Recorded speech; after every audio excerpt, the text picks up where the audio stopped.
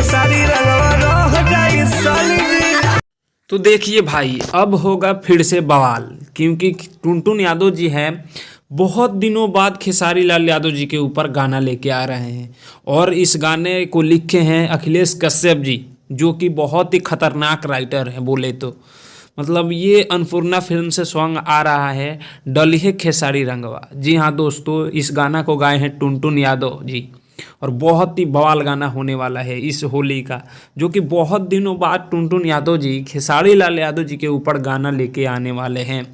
जो कि खेसारी जी के ऊपर बहुत सारा गाना गाए हैं टुनटुन यादव जी, काफ़ी ज़्यादा वायरल है। खेसारी जस्ट बॉडी, ये गाना बहुत ही हिट हुआ और सुपर डुपर रहा। तो 2023 में आ रहा है खेसारी डलिए रंगवा टुनटुन यादव जी का। तो तैयार रहिए आप सब गर्दा उड़ाने के लिए, क्योंकि बहुत दिनों बाद ये सॉन्ग आ रहा है आप सभी के बीच में अन्नपूर्णा फिल्म से।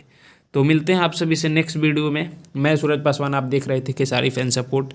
आप हमारे चैनल पर नए हैं तो चैनल को प्लीज़ सब्सक्राइब कर लीजिए। जय हिंद, जय भारत।